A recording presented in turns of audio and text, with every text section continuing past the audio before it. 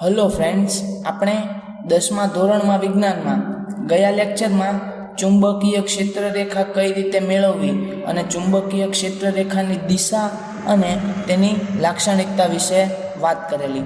આજે આપણે ટોપિક 13.3 પર આવેલા છીએ. શરૂઆત કરીએ. સવાલ આપેલો છે કે બાહ્ય ચુંબકીય ક્ષેત્રમાં મૂકેલા વિદ્યુત પ્રવાહ ધારિત વાહક તાર પર લાગતા બળ પર ટૂંક નોંધ લખો. બરોબર છે? મતલબ કે શું કહે છે કે વિદ્યુત પ્રવાહ ધારિત વાહક તાર પર લાગતા બળ પર ટૂંક નોંધ લખવાની છે. બરાબર. જો પેલા સવાલને વ્યવસ્થિત સમજો કે બાહ્ય ચુંબકીય ક્ષેત્રમાં મૂકેલા, તો ચુંબકીય ક્ષેત્ર એટલે શું થાય? તો આપણને ખબર છે કે ચુંબક છે, ચુંબક. બરોબર. આપણે માની લઈએ કે આપણો એક ગજિયો ચુંબક છે. બરોબર છે. એનું આ ઉત્તર ધ્રુવ છે, આ દક્ષિણ ધ્રુવ છે, અને આજુબાજુ આ રીતે એની રેખા આવેલી હશે. બરોબર. આ રીતની ક્ષેત્ર રેખાઓ આવેલી હશે જે ઉત્તરમાંથી નીકળે છે અને આ રીતે દક્ષિણમાં દાખલ થાય છે. બરોબર છે. તો આજે એના ચુંબકની આજુબાજુમાં જે ગુણધર્મ છે, ક્ષેત્ર રેખાઓ આવેલી છે, એ ક્ષેત્ર રેખાને કહેવાય તેનું ચુંબકીય ક્ષેત્ર. બરોબર છે. હવે તમને શું કહે છે કે બાહ્ય ચુંબકીય ક્ષેત્રમાં વિદ્યુત પ્રવાહ ધારિત તાર પર લાગતા બળ પર ટૂંક નોંધ લખો. તો જો ઓર્સ્ટેડે શોધી કાઢ્યું કે વિદ્યુત પ્રવાહ ધારિત વાહક તેની નજીક મૂકેલા હોકાયંત્રની સોય પર બળ લગાડે છે. બરોબર. આપણે પહેલો લેક્ચર યાદ કરીએ જ્યારે ચેપ્ટર ચાલેલું તે એ વખતનો, તો એમાં આવું આવેલું. બરોબર કે એક સળિયો છે આ રીતે XY. બરોબર. એ સળિયાને શું કરેલું છે? આ રીતે વિદ્યુત પ્રવાહ આપેલો છે. બરોબર. અહીંયા આ રીતે અવરોધ મૂકેલો અને અહીંયા શ્રેણીમાં બેટરી મૂકેલી અને અહીંયા કળ મૂકેલો, કળ કે. બરોબર છે. અહીંયા નજીક આપણે હોકાયંત્ર મૂકેલું. જ્યારે વિદ્યુત પ્રવાહ પસાર કરીએ તો હોકાયંત્રની શરૂઆતમાં સ્થિતિ હોય આવી. બરોબર. પણ જ્યારે વિદ્યુત પ્રવાહ પસાર થાય એટલે હોકાયંત્રની સોય છે એમાં આ રીતે આમ કોણાવર્તન આવે, મતલબ ત્રાસી થઈ જાય. બરોબર. પહેલાં સોય હોય આમ સીધી અને પછી વિદ્યુત પ્રવાહ પસાર કરો એટલે ફરીથી આમ ત્રાસી થઈ જાય. પાછો વિદ્યુત પ્રવાહ બંધ કરી દો તો પોતાની મૂળ સ્થિતિમાં આવી જાય. બરોબર. NS ઉત્તર દક્ષિણ દિશામાં આવી જાય. પાછો વિદ્યુત પ્રવાહ ચાલુ કરો તો પાછી આ રીતે કોણાવર્તન આવે છે. તો અહીંયા મેં ત્યારે તમને કીધેલું કે કોણાવર્તન આવે એનો મતલબ શું થયો હશે કે આના પર આ જે સોય છે એના પર આ ચુંબકીય ક્ષેત્રની કોઈ અસર થઈ હશે. હવે અહીંયા આમ હતું અને એની જગ્યાએ કોણાવર્તન આવ્યું એટલે આમ ખસીને આમ ત્રાસી સોય થઈ ગઈ. બરોબર. આટલું ખસી ગઈ, આ રીતે આમ ખસી ગઈ. પેલા સોય આમ હતી. બરોબર. એ આમ થોડીક આમ ખસે છે તો એનો મતલબ શું થાય કે આ સોય પર બળ લાગ્યું હશે. બરોબર છે. એવું આપણે આગળ વાત થયેલી છે. તો શું કહું છું કે હોકાયંત્રની સોય પર બળ લગાડે છે એટલે કે કોણાવર્તન પામે છે. તો એન્દ્રે એમ્પિયરે એવું સૂચવ્યું કે આનાથી ઉલટું પણ સત્ય હોવું જોઈએ. આનાથી ઉલટું મતલબ શું થાય કે ભાઈ આના પર બળ લાગે છે તો ક્યાંનો મતલબ એવો છે કે આના પર પણ બળ લાગતું હશે. બરોબર. જરા સમજીએ શું કહે છે કે ચુંબક પર સમાન મૂલ્યનું અને વિરુદ્ધ દિશામાંનું આટલું જ બળ વિદ્યુત પ્રવાહ ધારિત વાહક તાર પર લગાડે છે અને આ પ્રયોગથી સાબિત થાય છે. બરોબર. એન્દ્રે એમ્પિયરે એવું કીધેલું કે જો આ વાહક તાર છે એમાંથી વિદ્યુત પ્રવાહ પસાર થાય તો હોકાયંત્રની સોય પર બળ લાગે અને હોકાયંત્રની સોયમાં કોણાવર્તન આવે છે. તો આને એવું કીધું કે જો હોકાયંત્રની સોયમાં કોણાવર્તન આવ્યું મતલબ બળ લાગ્યું હશે તો એટલા જ મૂલ્યનું, મતલબ કે સમાન મૂલ્યનું અને વિરુદ્ધ દિશાનું બળ આ ચુંબકીય ક્ષેત્ર દ્વારા આ વાહક તાર પર લાગેલું હશે. બરાબર. ફરીથી કહું છું કે ઓર્સ્ટેડે શું કીધું કે વાહક તારમાંથી વિદ્યુત પ્રવાહ પસાર કરો ને તો ચુંબક પર બળ લાગે છે. બરાબર. ચુંબક મતલબ અહીંયા જે હોકાયંત્ર છે ને તેના પર બળ લાગે. અને એમ્પિયરે એનાથી ઉલટું કીધું કે જો આ વિદ્યુત પ્રવાહ ધારિત તારને તમે ચુંબકીય ક્ષેત્રમાં મૂકો તો સમાન મૂલ્યનું અને વિરુદ્ધ બળ આ વાહક તાર પર લાગ્યું હશે. બરોબર. તો વાહક તાર પર બળ લાગે મતલબ કે આ વાહક તાર છે જેટલું બળ આ ચુંબક પર લગાડે એટલું જ, ચુંબક મતલબ અહીંયા હોકાયંત્રની વાત છે, હોકાયંત્ર પર લગાડે એટલું જ બળ વાહક તાર પર લાગતું હશે. ખ્યાલ આવે છે? નેક્સ્ટ આપણે આગળનો ટોપિકની શરૂઆત કરતાં પહેલાં એક વસ્તુ યાદ રાખી લો કે ચુંબકીય ક્ષેત્ર કઈ રીતે દર્શાવાય છે. તો ચુંબકીય ક્ષેત્ર આ રીતે, જો એક સમાન ચુંબકીય ક્ષેત્ર હોય ને તો આ રીતે સમાંતર રેખા વડે દર્શાવાય છે, બરાબર. આ સમાંતર કિરણો વડે દર્શાવાય છે. આનો મતલબ શું થયો કે અહીંથી ચુંબકીય ક્ષેત્ર નીકળે છે અને આ દિશામાં આગળ વધે છે. જો એકબીજાને સમાંતર હોય આ રીતે, બરાબર, તો એનો મતલબ શું છે કે લાગુ પાડેલું ચુંબકીય ક્ષેત્ર સમાન હશે, બરાબર, સમાન હશે અને તેનું મૂલ્ય સ્થિર હશે, મતલબ તેનું મૂલ્ય બદલાતું હશે નહીં, બરાબર. સમાન અને સરખું મૂલ્યનું ચુંબકીય ક્ષેત્ર લાગુ પાડેલું છે. હવે માની લો કે આપણે ચુંબકીય ક્ષેત્ર લાગુ પાડવું છે, તો કઈ રીતે લાગુ પાડી શકાય? માની લો કે અહીંયા એક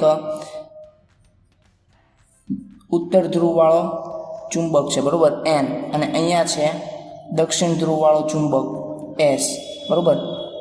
સ્થાયી ચુંબક છે જેનું ચુંબકત્વનું મૂલ્ય ખૂબ જ વધારે છે, મતલબ ખૂબ જ મજબૂત ચુંબક છે, ચુંબકત્વનું મૂલ્ય ખૂબ જ વધારે છે. તો અહીંયા શું થશે? Nમાંથી ક્ષેત્ર રેખા નીકળશે અને S તરફ જશે. Nમાંથી ક્ષેત્ર રેખા નીકળશે અને S તરફ જશે. તો આનું મતલબ શું થાય કે આટલા વિસ્તારમાં સમાન મૂલ્યનું અને સ્થાયી ચુંબકીય ક્ષેત્ર છે, બરાબર. ચુંબકીય ક્ષેત્ર મતલબ N થી S તરફ જતી ક્ષેત્ર રેખાઓ, આને કહેવાય મેં સમાન મૂલ્યનું અને સ્થાયી ચુંબકીય ક્ષેત્ર લાગુ પાડેલું છે, બરાબર. એટલે હવે એ યાદ રાખવાનું છે કે ચુંબકીય ક્ષેત્ર લાગુ પાડે મતલબ કે ચુંબક મૂકેલા હશે, બે ચુંબક હશે, બે ધ્રુવો હશે અને તેની વચ્ચે અહીંયા ચુંબકીય ક્ષેત્ર હોય, બરાબર છે. આનો મતલબ આવો થાય છે. નેક્સ્ટ ખૂબ જ મહત્વનો અને પૂછાઈ શકે તેવો સવાલ છે. સવાલ વાંચીએ તો ચુંબકીય ક્ષેત્રમાં મૂકેલા વિદ્યુત પ્રવાધારિત નાના એલ્યુમિનિયમના વાહક મતલબ કે સળિયા પર લાગતું બળ સમજાવવું, બરાબર. આની આગલા સવાલ જે હતો અને આગલો જે સવાલ એમાં આપણે આવેલું કે તમે ચુંબકીય ક્ષેત્રમાં વાહક તાર મૂકો તો તેના પર બળ લાગે છે, બરાબર. એન્દ્રે એમ્પિયરે સમજાવેલું. હવે તેનો આ પ્રયોગ છે, બરાબર છે. પ્રયોગ શું કહે છે કે ચુંબકીય ક્ષેત્રમાં મૂકેલા વિદ્યુત પ્રવાહ ધારિત નાનો વાહક તાર, મતલબ કે એવો તાર છે જેમાંથી વિદ્યુત પ્રવાહનો પસાર થાય છે, બરાબર, જેમાંથી વિદ્યુત પ્રવાહ પસાર થાય છે અને એને તમે ક્યાં મૂક્યું છે? ચુંબકીય ક્ષેત્રમાં. ચુંબકીય ક્ષેત્રમાં મતલબ બે ચુંબક વચ્ચે મૂક્યું હશે, બરાબર, અને તો સળિયા પર બળ લાગતું હશે એવું તમારે સમજાવવાનું છે, બરાબર. આ પ્રયોગ પૂછાઈ શકે તેવો છે. પદ્ધતિ જોઈએ, બરાબર. હવે પદ્ધતિ જોતા પહેલાં આપણે જરા આકૃતિને વ્યવસ્થિત સમજી લઈએ કે આકૃતિ શું કહે છે, બરાબર છે. હવે તમે આકૃતિ જોઈ શકો છો તો આકૃતિમાં એક ઘોડાની નાળ આકાર એટલે કે નળાકાર આ ચુંબક છે, બરાબર, નળાકાર ચુંબક છે. હવે નળાકાર ચુંબકને મેં એવી રીતે ગોઠવો છે કે આ જે નીચેનો ભાગ છે એ ઉત્તર ધ્રુવ રે અને ઉપરનો ભાગ છે દક્ષિણ ધ્રુવ રે. મેં એ રીતે ગોઠવેલો છે, બરાબર, કે નીચેનો ભાગ છે એ ઉત્તર ધ્રુવ રહેવો જોઈએ અને ઉપરનો ભાગ દક્ષિણ ધ્રુવ રહેવો જોઈએ. તો આમાં ચુંબકીય ક્ષેત્ર કઈ દિશામાં લાગુ પડે? N થી S થાય તો ચુંબકીય ક્ષેત્ર મતલબ ચુંબકીય ક્ષેત્ર રેખા આ હશે ઉપર તરફ જતી દિશામાં, બરાબર. એ વસ્તુ ખ્યાલ આવી જવો જોઈએ કે ચુંબકીય ક્ષેત્ર N થી S તરફ હોય, કારણ કે ક્ષેત્ર રેખા Nમાંથી નીકળે અને Sમાં જાય તો ચુંબકીય ક્ષેત્ર N થી S તરફ હોય. હવે મેં શું કરેલું છે કે આ બે ધ્રુવો છે, ધ્રુવોની વચ્ચે એક સમક્ષિતિજ વાહક તાર મૂકેલો છે, બરાબર. સમક્ષિતિજ વાહક તાર મૂકેલો છે એલ્યુમિનિયમનો, બરાબર છે. થોડોક જાડાઈવાળો છે, મતલબ જાડો વાહક તાર મેં મૂકેલો છે. કઈ રીતે?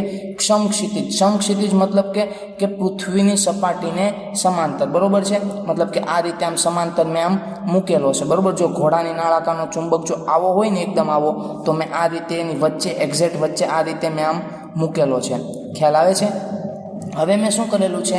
વાહક તારને આ રીતે મેં જોડાણ કરેલું છે. અહીંયા છે બેટરી અને કળ સાથે શ્રેણીમાં જોડેલો છે, બરાબર. વાહક તારનું મેં નામ આપ્યું છે A અને B અને મેં બેટરીને એવી રીતે જોડેલી છે કે વિદ્યુત પ્રવાહ પસાર થાય તો એ B થી A ની દિશામાં હોય. કની દિશામાં હોય? B થી A ની દિશામાં. અને આગળ આપણે આના આગળના વિદ્યુત ચેપ્ટરમાં વાત થઈ એમ કે ભાઈ આપણે કોઈ બી વસ્તુમાં ડાયાગ્રામમાં મતલબ કે પરિપથમાં વિદ્યુત પ્રવાહ દર્શાવીશું તો એ હંમેશા એની દિશા રૈવાજિક પ્રવાહ પ્રમાણે હશે. રૈવાજિક પ્રવાહ મતલબ કે પ્લસમાંથી નીકળીને માઇનસમાં જાય, બરાબર. તો અહીંયા મેં પ્લસ દર્શાવ્યા છે, અહીંયા મેં માઇનસ દર્શાવ્યા. તો પ્લસમાંથી નીકળીને આ જો અહીંયા તીર માર્યું મતલબ આ રીતે જાય છે, પછી અહીંયા જાય છે, પછી અહીંયા મેં આ રીતે આમ વીટેલું છે તો ત્યાંથી આમ નીચે આવે છે, પછી અહીંયા બી છે છેડો અને અહીંયા એ છે તો બીથી એ તરફ જાય છે, બરાબર. તો આ વિદ્યુત પ્રવાહની દિશા દર્શાવે છે કે બીથી એ તરફ જાય છે. પછી અહીંયા પાછો વાહક તાર ઉપર તરફ જાય છે તો ઉપર તરફથી થઈને પછી આમ જાય ને પાછું અહીંયા બેટરીમાં જઈને આખો ગાળો, બંધ ગાળો રચે છે, સતત અને બંધ પરિપથ રચે છે, બરાબર. તો આ રીતે પહેલાં આકૃતિ વ્યવસ્થિત સમજવી પડે, બરાબર છે. ચલો હવે શરૂઆત કરીએ. પદ્ધતિ શું કહે છે તો આકૃતિમાં દર્શાવ્યા મુજબ એક નાનો એલ્યુમિનિયમ, એલ મતલબ એલ્યુમિનિયમનો સળિયો AB, આ સળિયો AB જેની 6 સેમી લંબાઈનો, લગભગ 6 સેમી લંબાઈનો લેવાનો છે અને તેને 2 વાહક તાર વડે એક સમક્ષિતિજ રહે તે રીતે લટકાવો, બરાબર. મતલબ આ રીતે સમક્ષિતિજ, પૃથ્વીની સપાટીને સમાંતર, આ રીતે સમાંતર રહે, બરાબર. પૃથ્વીની સપાટીને સમાંતર રહે એ રીતે લટકાવવાનો છે, બરાબર. એક પ્રબળ અને નાના ચુંબકને, એક પ્રબળ અને નાળ ચુંબકને, નાળ મતલબ શું થાય, જેનો આકાર આ રીતનો હોય, નાળ, ઘોડાના પગની જે નાળ હોય ને એ આકારનો હોય એને કહેવાય નાળ ચુંબક, અથવા તો નળાકાર, ઘોડાની નાળ આકારનો ચુંબક, બરાબર. એવું કહેવાય નાળ ચુંબક અથવા તો ઘોડાની નાળ આકારનો ચુંબક. તો એક પ્રબળ નાળ ચુંબકને એવી રીતે ગોઠવો કે સળિયો તેના 2 ધ્રુવોની મધ્યમાં રહે, બરાબર. એટલે સળિયો કઈ રીતે આવવો જોઈએ, વચ્ચે આવવો જોઈએ. આ 2 ધ્રુવો છે, જો આ N, આ નીચેનો N અને ઉપરનો S. તો એવી રીતે આ સળિયો ગોઠવવાનો છે કે આ 2 ધ્રુવોની વચ્ચે આવે. મતલબ કે માની લો કે આ મારો વાહક તાર છે, બરાબર. માની લો કે આ વાહક તાર છે તો હું આ જો આ મારા ઘોડાની નાળ આકારના 2 ચુંબકના ધ્રુવો હોય ને તો એક્ઝેક્ટ આની સેન્ટરમાં આવવો જોઈએ. આ રીતે મારે ગોઠવવાનો છે, બરાબર. જો આ રીતે એકદમ સેન્ટરમાં આવે એ રીતે આ રીતે ગોઠવવાનો છે, બરાબર છે. ચલો ઓકે, આગળ જોઈએ.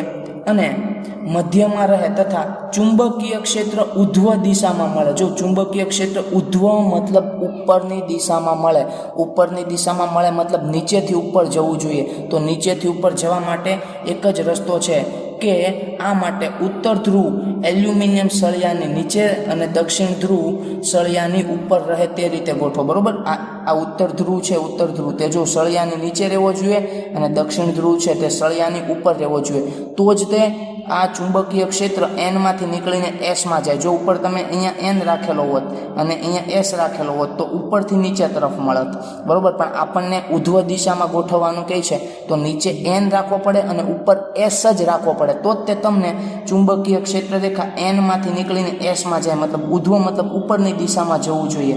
તો આ રીતે નીચે N રાખો, ઉપર S રાખો તો તમને ઉધ્વ દિશામાં ચુંબકીય ક્ષેત્ર મળે. ખ્યાલ આવે છે? તો જ તમને ઉધ્વ દિશામાં ચુંબકીય ક્ષેત્ર મળે છે.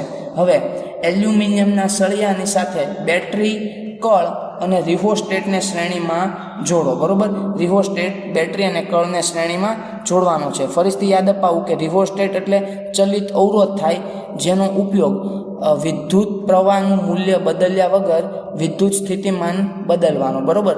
ઉલટું બોલ્યો મેં, વિદ્યુત સ્થિતિમાનનું મૂલ્ય બદલ્યા વગર વિદ્યુત પ્રવાહનું મૂલ્ય બદલવા માટે થાય છે. ખ્યાલ આવે? રિહોસ્ટેટનો ઉપયોગ વિદ્યુત સ્થિતિમાનનું મૂલ્ય બદલ્યા વગર વિદ્યુત પ્રવાહના મૂલ્ય બદલવા માટે થાય છે. તો આ બધાને કઈ રીતે જોડવાનો છે? શ્રેણીમાં જોડવાનો છે. હવે સળિયામાં બી થી એ છેડાની દિશામાં વિદ્યુત પ્રવાહ પસાર કરો અને અવલોકન કરો, બરાબર. વિદ્યુત પ્રવાહ કઈ રીતે જોડવાનો છે? એવી રીતે આ બેટરી જોડો કે વિદ્યુત પ્રવાહ બી થી એની દિશામાં આવે. મતલબ કે આ રીતે અહીંયા પ્લસ રાખો અને અહીંયા માઇનસ રાખો તો જ આવે. જો અહીંયા તમે પ્લસ રાખો ને અહીંયા માઇનસ રાખો ને તો વિદ્યુત પ્રવાહ તમને આમ મળશે, પણ આમ મળશે તો એ ક્યાંથી જશે? જો એ થી બી જશે, પણ આપણે જોઈએ છે બી થી એ, મતલબ આ છેડો પ્લસ રાખવાનો છે, બરાબર, અને આ છેડો માઇનસ, તો જ તે તમને બી થી એની દિશામાં મળે. એટલે હવે શું કરો? સ્વિચ ઓન કરો એટલે આમાંથી વિદ્યુત પ્રવાહ પસાર થાય અને વિદ્યુત પ્રવાહ પસાર થાય પછી શું કરવાનું છે? અવલોકન કરવાનું છે કે ભાઈ સળિયાનું છે, આ જે સળિયો છે, વાહક તાર છે, તેનું શું થાય છે? અવલોકન કરો. હવે સળિયામાં વહેતા વિદ્યુત પ્રવાહની દિશા ઉલટાવીને સળિયાના સ્થાનાંતરની દિશા જુઓ. જો અહીંયા તમે અવલોકન કરશો ને તો સળિયો કોઈ દિશામાં ખતો હશે, મતલબ કે ગતિ કરતો હશે, બરાબર. અહીંયા જ્યારે તમે વિદ્યુત પ્રવાહ પસાર કરો ને તો સળિયાનું સ્થાનાંતર થશે. કઈ દિશામાં થશે એ આપણે પછી વાત કરીએ. હવે તમને એમ કહે છે કે સળિયામાં વહેતા વિદ્યુત પ્રવાહની દિશા ઉલટાવો મતલબ પહેલાં હતી બી થી એ, હવે કરો તમે એ થી બી, બરોબર. હવે તમે શું કરો? એ થી બી. તો એ થી બી કરવા માટે બેટરીના છેડાને આમ પલટી નાખો, બરોબર. એ થી બી કરો તો હવે શું થાય કે એ થી બી કરો અને ફરીથી તમે સ્થાનાંતરની દિશા જો, મતલબ કે એ થી બી કરો ત્યારે શું થાય? આ સળિયામાં કોઈ સ્થાનાંતર આવશે, પણ કઈ દિશામાં આવે છે એની આપણે વાત કરવાની છે કે કઈ દિશામાં આવશે, બરાબર છે. શિરોલંબ અધો દિશામાં ચુંબકના બે ધ્રુવોની દિશા બદલી કરી ચુંબકીય ક્ષેત્રની દિશા બદલો અને વિદ્યુત પ્રવાહ ધારિત સળિયા પર લાગતા બળનું અવલોકન કરો. જો પહેલાં શું કહે છે કે વિદ્યુત પ્રવાહ, અહીંથી ફરીથી સમજાવું કે વિદ્યુત પ્રવાહ બી થી એની દિશામાં કરો, બરોબર. વિદ્યુત પ્રવાહને બીની એથી દિશામાં પસાર કરો અને પછી તમે આ સળિયાનું સ્થાનાંતર જોવો. હવે તમે શું કરો? વિદ્યુત પ્રવાહને એથી બીની દિશામાં પસાર કરો, બરોબર. વિદ્યુત પ્રવાહને દિશા ઉલટાવો, મતલબ એથી બીની દિશામાં વિદ્યુત પ્રવાહ પસાર કરો ત્યારે સ્થાનાંતર જોવો. અને હવે વિદ્યુત પ્રવાહની દિશા એની જ રાખવાની છે, મતલબ બી થી એ, પણ આ જે ચુંબકીય ક્ષેત્ર છે ને એની દિશા બદલવાની છે. મતલબ કે અહીંયા જો તમને શું કહે છે કે તેને અધો દિશામાં કરો. અધો મતલબ નીચે તરફની દિશા. તો નીચે તરફની દિશા માટે શું કરવું પડે? આ નાળ આકારનો ચુંબક આમ કાઢીને આમ નાખી દેવાનો, બરોબર. મતલબ કે ઉપર એન આવી જવો જોઈએ અને નીચે એસ આવવો જોઈએ. તો હવે તીર કઈ રીતે મારવા પડે? એનમાંથી નીકળે ને એસમાં જાય, બરોબર. તો હવે મારું ચુંબકીય ક્ષેત્ર નીચેની દિશા તરફ મેળવું, બરોબર. તો જો અધો દિશામાં કહી તો ઉપર એન રાખવાનો, નીચે એસ, તો તે તમને નીચે તરફની દિશામાં મળે. એટલે કે નીચે તમે હવે ચુંબકીય ક્ષેત્રની દિશા બદલો અને સળિયા પર કઈ દિશામાં સ્થાનાંતર થાય છે, કઈ દિશામાં બળ લાગે છે, કઈ દિશામાં ખસે છે તેનું અવલોકન કરો, બરાબર છે. તો હવે આપણે અવલોકન જોઈએ. તો પહેલી પરિસ્થિતિમાં એટલે કે જ્યાં વિદ્યુત પ્રવાહની દિશા બી થી એ હતી, બરોબર. વિદ્યુત પ્રવાહની દિશા બી થી એ હતી, એ પરિસ્થિતિમાં સળિયો જમણી બાજુ ખસે છે, બરોબર. હવે 2 મિનિટ માટે તમે આ યાદ રાખી લો કે જમણી બાજુ ખસે છે. આની પછીનો સવાલ સમજાવી એટલે ત્યારે હું તમને કારણ પણ આપી દઈ કે શા માટે જમણી બાજુ જ ખસે છે, બરોબર. તો પહેલી પરિસ્થિતિમાં સળિયો જમણી બાજુ ખસે છે. હવે શું કહે છે કે તારમાંથી વહેતા વિદ્યુત પ્રવાહની દિશા ઉલટાવતા મતલબ દિશા એ થી બી કરતા, બરોબર. દિશા એ થી બી તરફ કરતા, એટલે કે એ થી બી કરતા સળિયાના સ્થાનાંતરની દિશા ઉલટાઈ જાય છે. મતલબ કે પહેલા જમણી બાજુ ખસ્યો તો હવે કઈ બાજુ ખસે છે? અહીં જરીક ભૂલ થઈ છે. પહેલી પરિસ્થિતિમાં સળિયો ડાબી બાજુ ખસે છે, મતલબ કે જ્યારે વિદ્યુત પ્રવાહની વહેવાની દિશા બી થી એ તરફ હોય, મતલબ બી થી એ તરફ હોય ત્યારે શું થાય છે? સળિયો ડાબી બાજુ ખસે છે, બરોબર. અને તારમાં વહેતા વિદ્યુત પ્રવાહની દિશા ઉલટાવતા મતલબ એ થી બી કરતા ત્યારે સળિયાના સ્થાનાંતરની દિશા ઉલટાઈ જાય છે. મતલબ કે પહેલાં ડાબી બાજુ ખસે છે તો હવે સળિયો કઈ બાજુ ખસે છે? જમણી બાજુ ખસે છે, બરોબર. હવે સળિયો જમણી બાજુ ખસે છે. આમ આના પરથી એવું સૂચિત થાય છે, મતલબ એવું સાબિત થાય છે કે સળિયામાંથી વહેતા વિદ્યુત પ્રવાહની દિશા ઉલટાવતા તાર પર લાગતા બળની દિશા પણ ઉલટાઈ જાય છે. મતલબ કે જો બી થી એ હતું ત્યારે ડાબી બાજુ ખસતો, તો હવે હું એ થી બી કરું તો જમણી બાજુ ખસે છે. મતલબ કે વિદ્યુત પ્રવાહની દિશા હું ઉલટાવું તો સળિયા પર લાગતા બળની દિશા પણ ઉલટાઈ જાય છે, બરાબર છે. હવે અહીંયા ડાબી બાજુ કઈ રીતે ખઈશો અને જમણી બાજુ કઈ રીતે ખઈશો એ હું તમને આની પછીના સવાલ સમજાવું એટલે ફરીથી કહેવા, બરાબર છે. ચલો નિર્ણય જોઈ લઈએ. તો પ્રવાહ ધારિત વાહકને ચુંબકીય ક્ષેત્રમાં મૂકતા તેના પર બળ લાગે છે. ચુંબકીય ક્ષેત્ર મતલબ આ જો એન થી એસ તરફ ચુંબકીય ક્ષેત્ર હશે, એમાં આપણે આ સળિયો મૂકે બળ ના લાગે, બરોબર. એ સળિયામાંથી વિદ્યુત પ્રવાહ પસાર થાય તો જ બળ લાગે, બરોબર. એટલે લખ્યું છે કે પ્રવાહ ધારિત એટલે કે વિદ્યુત પ્રવાહ ધારિત વાહક તારને ચુંબકીય ક્ષેત્રમાં મૂકો તો તેના પર બળ લાગશે, બરોબર છે. પ્રવાહ ધારિત, ફરીથી કહું છું કે ખાલી સળિયા મૂકે કંઈ નહીં થાય. એ સળિયામાં વિદ્યુત પ્રવાહ વહન થતો હશે અને એને તમે ચુંબકીય ક્ષેત્રમાં મૂકો તો જ તેના પર બળ લાગશે અને વાહક પર લાગતા બળની દિશા અને તેથી તેના સ્થાનાંતરની દિશા, તેમાં વહેતા વિદ્યુત પ્રવાહની દિશા અને ચુંબકીય ક્ષેત્રની દિશા પર આધાર રાખે છે. મતલબ કે શું કહે છે કે જો તમે પ્રવાહની દિશા ફેરવી નાખો તો ચુંબકીય ક્ષેત્રની દિશા પણ ચુંબકીય ક્ષેત્રની દિશા તમે ફેરવો તો વિદ્યુત પ્રવાહની દિશા પણ ફેરવો તો તમારા સ્થાનાંતરની દિશા પણ ફરી જાય. બરોબર, મતલબ આ બેમાંથી એકની તમે કોઈમાં પણ ફેરફાર કરો તો બળની દિશામાં ફેરફાર થાય છે. બરોબર, અહીંયા જો આપણે વાત થઈ કે એ થી બી કરો કે બી થી એ કરો, બરોબર, તો અહીંયા સ્થાનાંતરની દિશા બદલી જાય છે. એવી રીતે ચુંબકીય ક્ષેત્ર અહીંયા એન થી એસ મતલબ કે આ તરફ લાગુ પાડેલું છે. બરોબર, એન થી એસ મતલબ નીચેથી ઉપર તરફ, મતલબ કે ઉધ્વ દિશામાં. તો આમાં જે સળિયામાં જે સ્થાનાંતર આવશે, હવે તમે આ ચુંબકીય ક્ષેત્રના આ જે ધ્રુવો છે એને આમ બદલી નાખો, મતલબ કે ઉપર એન લઈ જાઓ અને નીચે એસ લઈ જાઓ, તો આ જે બળની દિશા છે એ પણ બદલી જશે. ખ્યાલ આવે છે?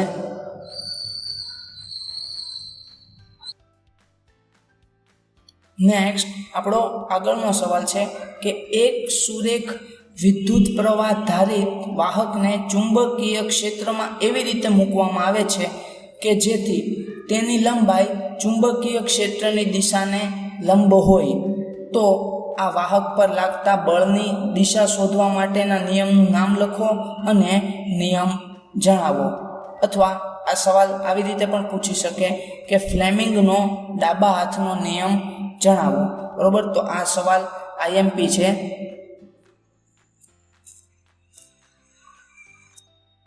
હમણાં આપણે આગલા સવાલમાં જોયું એ પ્રમાણે જરાક યાદ કરી લઈએ પરિસ્થિતિ કઈ પ્રમાણે હતી. અહીંયા જો ચુંબકીય ક્ષેત્ર એન થી એસ મતલબ નીચેથી ઉપર તરફ જતી દિશામાં છે. બરોબર, નીચેથી ઉપર તરફ જતી દિશામાં મતલબ આ દિશામાં છે અને વિદ્યુત પ્રવાહની દિશા બી થી એ મતલબ આમ આ છેડાથી આ છેડા તરફ આવતી, મતલબ આ છેડાથી આ છેડા તરફ આવતી છે. તો બંને એકબીજાને લંબ છે. બરોબર, અહીંયા એ વસ્તુ યાદ રાખવાની છે કે જો માની લો કે આપણે આકૃતિ મેં જ્યારે સમજાવેલી ત્યારે મેં કીધેલું કે આ રીતે હશે આપણો આ નળાકાર ચુંબક. બરોબર, અને અંદર આકૃતિમાં આ રીતે વાહક તાર અંદર મૂકેલો હશે લંબ આ રીતે. બરોબર, તો ચુંબકીય ક્ષેત્રની દિશા અહીંયા અહીંથી આમ નીચેથી ઉપર તરફ છે. બરોબર, અહીંથી આમ નીચેથી ઉપર તરફ છે અને એક્ઝેક્ટ આ રીતે આમ છે. તો બંને એકબીજાને લંબ થાય છે. બરાબર છે, બંને એકબીજાને લંબ થાય છે. તો હવે આપણે વ્યવસ્થિત સમજીએ કે શું કહે છે. જો અહીંયા કે સવાલમાં એવું કહે છે કે ચુંબકીય ક્ષેત્રમાં એવી રીતે મૂકવામાં આવે છે કે જેથી વાહકની લંબાઈ ચુંબકીય ક્ષેત્રની દિશાને લંબ હોય. ખ્યાલ આવ્યો? હમણાં આપણે બતાવ્યું એમાં એકબીજાને લંબ છે.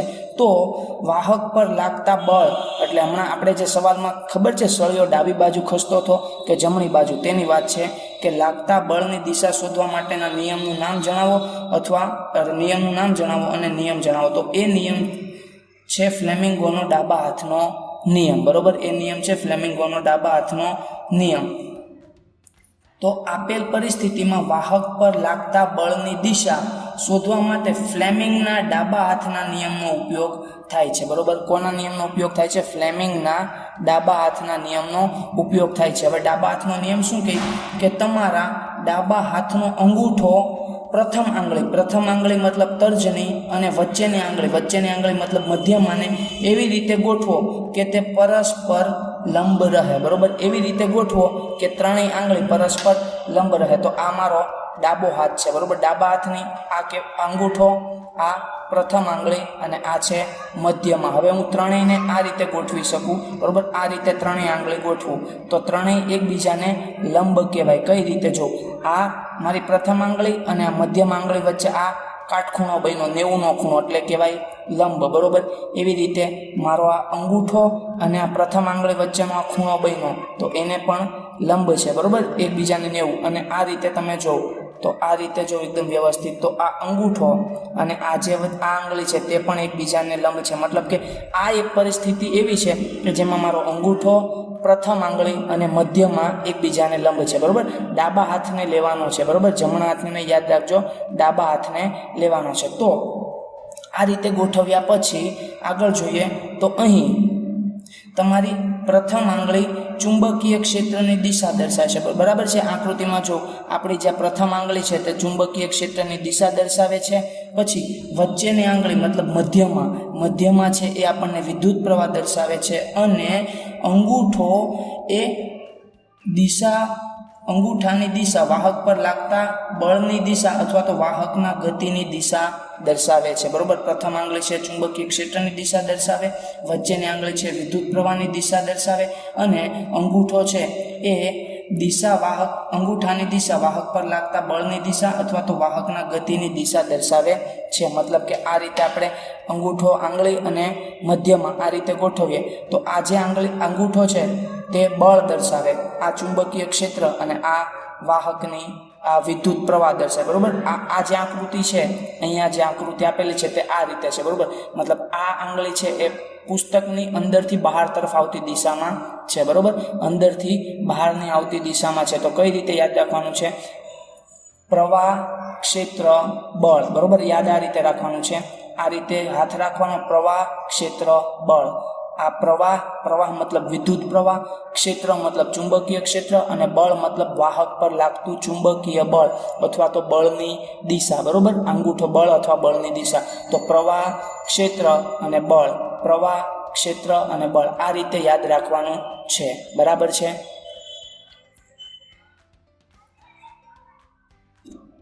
તો આ રીતે આપણા ફ્લેમિંગોનો ડાબા હાથનો નિયમ હતો, બરોબર. નિયમ પૂછાય તો આ રીતે લખાણ લખવું જરૂરી છે, બરોબર. આઈએમપી સવાલ છે, યાદ રાખજો. હવે આપણે આગળના સવાલમાં વચ્ચે અહીંયા મેં કીધેલું કે કઈ રીતે ડાબી બાજુ ખસે છે અને કઈ રીતે જમણી બાજુ ખસે છે એનું જરા આપણે વાત કરીએ. તો પહેલી પરિસ્થિતિમાં સળિયો ડાબી બાજુ ખસે છે. પહેલી પરિસ્થિતિ મતલબ કઈ પરિસ્થિતિ? કે જ્યાં વિદ્યુત પ્રવાહ બી થી એ દિશામાં વહે છે. બી થી એ મતલબ જો અંદરથી બહાર આવતી દિશા છે. જો બી થી એ મતલબ આ સળિયો હકીકતમાં આમ લંબ છે, બરોબર. જો આ રીતે આ આપણો ગજિયો, આપણે આ નળાકાર ચુંબક છે, અને આ અંદર જે વિદ્યુત પ્રવાહ ધારિત તાર છે એ આમ છે, બરોબર છે. તો વિદ્યુત પ્રવાહની દિશા બી થી એ મતલબ આમ તરફની છે, બરોબર. આમ તરફની, અહીંથી અહીંયા જાય છે એટલે આમ તરફની છે. અને ચુંબકીય ક્ષેત્રમાં નીચેનો ધ્રુવ છે N, ઉપરનો ધ્રુવ છે S, બરોબર. મતલબ આ છે N અને આ છે S. તો નીચેથી ઉપર મતલબ આ અંદરથી બહાર આવતા તરફ હશે, બરોબર. અહીંથી અહીંયા તરફ જતું મતલબ આમ હશે. તો ચુંબકીય ક્ષેત્ર આમ છે અને વિદ્યુત પ્રવાહ આમ છે, બરોબર. બંને એકબીજાને લંબ છે. તો જો આપણે ડાબા હાથમાં ફ્લેમિંગોનો નિયમ વાપરીએ તો આ શું દર્શાવે છે? આ પ્રવાહ, આ ક્ષેત્ર, બરોબર. તો પ્રવાહ જો કઈ દિશામાં છે અને આ બળ દર્શાવે. તમે આ બે આંગળીને આના પ્રમાણે સેટ કરો અને અંગૂઠો જે બતાવે એ તમારી દિશા હશે. તો જો વિદ્યુત પ્રવાહની દિશા છે બી થી એ મતલબ અંદરથી બહાર જતી, બરોબર. બી થી એ તો અંદરથી બહાર જતી, મતલબ મારી આંગળી આમ રાખવી પડશે. આ જો અંદરથી બહાર મતલબ આંગળી જે નખ આપણો આવે છે, જે આંગળીનો બહારનો ભાગ, એ દિશા છે, બરોબર. આ જો બી થી એ મતલબ આ રીતે થઈ ગયું. અને ચુંબકીય ક્ષેત્રની દિશા નીચેથી ઉપર છે. તો આંગળી હું મારી આમ ફેરવી નાખું આમ, બરોબર. તો વિદ્યુત પ્રવાહની દિશા જો મને કઈ રીતે મળે છે, તો જો આ રીતે સેટ થાય છે, બરોબર. તો ચુંબકીય ક્ષેત્ર N થી S મતલબ નીચેથી ઉપર તરફ. તો આ આંગળી મારી સેટ થઈ ગઈ N થી S. એવી જ રીતે તમે અહીંયા જોઈ શકો છો કે વિદ્યુત પ્રવાહ છે બી થી એ મતલબ અંદરથી બહાર આવે. તો અંદરથી બહાર આવે છે, અહીંથી આમ જાય છે વિદ્યુત પ્રવાહ, અને ચુંબકીય ક્ષેત્ર નીચેથી ઉપર છે. તો મારો અંગૂઠાની દિશા કઈ છે? આ તરફની દિશા છે. આ તરફની દિશા એટલે કઈ દિશા છે? ડાબી બાજુની દિશા છે, બરોબર. ડાબી બાજુની દિશા. તો હું કહી શકું કે સળિયો છે એ ડાબી બાજુ ખસે છે, બરોબર. એટલે આ તમને હવે સમજાણું છે કે સળિયો કઈ રીતે ડાબી બાજુ ખસે છે. પછી જો શું કહે છે કે પ્રવાહની દિશા ઉલટાવતા મતલબ એ થી બી કરતા સળિયાના સ્થાનાંતરની દિશા જમણી બાજુ આવે છે. મતલબ કે પ્રવાહ તમે એ થી બી કરો, પ્રવાહ એ થી બી કરો, એનો મતલબ શું થાય? કે એનો મતલબ એવો થાય કે આપણો પ્રવાહ છે એ થી બી મતલબ કે આ રીતે અંદર તરફની દિશામાં ગતિ કરતો હશે, બરોબર. એ થી બી મતલબ કે અહીંયા તમે આ ધ્રુવ પ્લસ કરી દીધો હશે અને આ ધ્રુવ માઇનસ કરી દીધો હશે. મતલબ પ્રવાહ અહીંથી આમ વહે છે અને એ થી બી મતલબ મારી મારો સળિયો આ રીતે લાગેલો છે, આ સળિયો, તો બી થી એ અહીંથી અહીંયા તરફ હોય, તો એ થી બી મતલબ અહીંથી અહીંયા તરફ હોય, મતલબ પ્રવાહની દિશા આમની હશે, બરોબર. પ્રવાહની દિશા મારી આંગળીની જે દિશા દર્શાવે છે એ તરફની દિશાની છે, અને ચુંબકીય ક્ષેત્રની દિશા તો હતી એની એ જ છે, નીચેથી ઉપર, મતલબ ઉધ્વ દિશામાં, બરોબર. તો આ મારો ડાબા હાથનો ફ્લેમિંગોનો નિયમ પ્રમાણે ત્રણેય એકબીજાને લંબ કરી દીધા. આ છે પ્રવાહ, આ છે ક્ષેત્ર, અને આ મને બળ આપશે. તો પ્રવાહ કઈ બાજુ જાય છે? આ બાજુ જાય છે. તો મારી આ આંગળીને આ બાજુ કરી દઉં, ચલો ઓકે થઈ ગઈ. અને વિદ્યુત ક્ષેત્ર, ક્ષેત્ર કઈ દિશામાં છે? એન થી એસ, મતલબ નીચેથી ઉપર તરફ. નીચેથી ઉપર તો મારી આંગળી જો નીચેથી ઉપર તરફ છે, તો આ પ્રવાહની દિશા આ રીતે છે, આ બાજુની દિશામાં, અને આ ક્ષેત્રની દિશા નીચેથી ઉપર છે. તો મારો અંગૂઠો જો કઈ બાજુની દિશા દર્શાવે છે? જમણી બાજુની દિશા દર્શાવે છે, બરોબર. જમણી બાજુની દિશા દર્શાવે છે ને, તો અહીંયા તમને ખ્યાલ આવી ગયો કે સળિયાના સ્થાનાંતરની દિશા ઉલટાઈ જાય છે. ઉલટાઈ જાય છે મતલબ કે જમણી બાજુ થઈ જાય, બરોબર. પહેલાં ડાબી બાજુ હતી અને હવે જમણી બાજુ થઈ જાય છે, બરાબર. તો આ રીતે આ સવાલ યાદ રાખવાનો છે. હવે તમને એમ કે સળિયામાંથી વિદ્યુત પ્રવાહની દિશા ઉલટાવતા તેના પર લાગતા બળની દિશા પણ ઉલટાઈ જાય છે, બરોબર. તો પહેલી વાર ડાબી બાજુ લાગ્યું, બીજી વાર જમણી બાજુ લાગ્યું, મતલબ કે ખાલી પ્રવાહની દિશા ઉલટાવું ને તો અહીંયા તેના પર લાગતા બળની દિશા ઉલટાવાઈ જાય છે. એવી જ રીતે જો હું આ ચુંબકીય ક્ષેત્રની દિશા ઉલટાવું, મતલબ કે પહેલાં મારું ચુંબકીય ક્ષેત્ર ઉધ્વ દિશામાં હતું, મતલબ એન નીચે છે અને એસ ઉપર છે, એટલે એન થી એસ મતલબ ઉધ્વ દિશામાં, ઉપરની દિશામાં હતું. હવે જો હું ચુંબકીય ક્ષેત્રની દિશા બદલું, મતલબ કે એન થી એસ કરી નાખું, ઉપર એન લઈ લઉં, નીચે એસ લઈ લઉં, તો મતલબ ઉપરથી નીચે તરફ અધો દિશામાં કરું, ત્યારે પણ લાગતું આ જે બળ છે ડાબી અને જમણી બાજુ એ બદલી જાય. ફોર એક્ઝામ્પલ માની લો કે વિદ્યુત પ્રવાહ બી થી એ તરફ જ વહે છે, બરોબર. બી થી એ તરફ જ વહે છે, અને આપણું ચુંબકીય ક્ષેત્ર છે નીચે તરફ. હવે બી થી એ મતલબ શું થાય? બહાર આવતી દિશા. બહાર આવતી મતલબ આ તરફની દિશા થાય, બરોબર. આ 3D આકૃતિ છે, મતલબ આ તરફની આવતી દિશા થાય. તો મારું આ રીતે ડાબો હાથ થઈ ગયો, બરોબર. આ મને શું દર્શાવે છે? પ્રવાહ દર્શાવે છે. અને આ શું? આ મને ચુંબકીય ક્ષેત્ર દર્શાવે છે. પ્રવાહ, ક્ષેત્ર, બળ. પ્રવાહ, ક્ષેત્ર, બળ. તો મારું ક્ષેત્ર કઈ બાજુમાં છે? આ ઉપરથી નીચે તરફની દિશામાં છે, ઉપરથી નીચે તરફની દિશામાં, બરોબર. અને વિદ્યુત પ્રવાહ કઈ રીતે આવે છે? અંદરથી બહાર. તો આ મારો પ્રવાહ થઈ ગયો, જો પ્રવાહ, ક્ષેત્ર, આ પ્રવાહ, આ ક્ષેત્ર અને આ બળ. તો આ ક્ષેત્ર છે એ મારે નીચે તરફ રાખવાનું છે, એટલે આમ રાખી દીધું મેં. અને આ જે વિદ્યુત પ્રવાહ છે એ અંદરથી બહાર આવે, મતલબ આમ તરફની દિશામાં છે. તો આ આંગળીને હું આમ સેટ કરી દઉં, બરોબર. આ ક્ષેત્ર જો ઉપરથી નીચે જાય છે, અહીંયા મેં જેમ કીધું એમ ઉપરથી નીચે જાય છે, અને વિદ્યુત પ્રવાહ અંદરથી બહાર આવે છે, જો અહીંયા અંદરથી બહાર આવે છે. તો આ મારો જે અંગૂઠો છે, અંગૂઠો એ બળની દિશા બતાવશે. એ શું કરશે? બળની દિશા બતાવશે. તો અહીંયા મેં જો આકૃતિમાં બળની દિશા એટલે હમણાં આપણે જોઈ કે કઈ બાજુ આવે છે? જમણી બાજુ, બરોબર. તો જો પ્રવાહની દિશા બી થી એ રાખીએ, પ્રવાહની દિશા બી થી એ રાખીએ, અને ચુંબકીય ક્ષેત્રની દિશા મેં હમણાં બદલાવી, એન થી એસ કરી, તો આપણને દિશા કઈ બાજુ મળી હતી? જમણી બાજુ મળી હતી, બરોબર. મતલબ કે પહેલી વખત ડાબી બાજુ મળે અને ચુંબકીય ક્ષેત્રની દિશા બદલાવું તો મને જમણી બાજુ મળે. તો ક્યાંનો મતલબ શું છે? કે વાહક પર લાગતા બળની દિશા અને તેથી તેના સ્થાનાંતરની દિશા એ વિદ્યુત પ્રવાહ અને ચુંબકીય ક્ષેત્રની દિશા પર આધાર રાખે છે. મતલબ કે જો તમે વિદ્યુત પ્રવાહની દિશા બદલો અથવા તો ચુંબકીય ક્ષેત્રની દિશા બદલો તો બળની દિશા 100% બદલાઈ જશે, બરોબર. ચુંબકીય બળની દિશા બદલાશે. તમે જો વિદ્યુત પ્રવાહ બદલો અથવા તો ક્ષેત્ર બદલો તો આ સળિયા પર લાગતા બળની દિશા બદલાશે. ખ્યાલ આવે છે?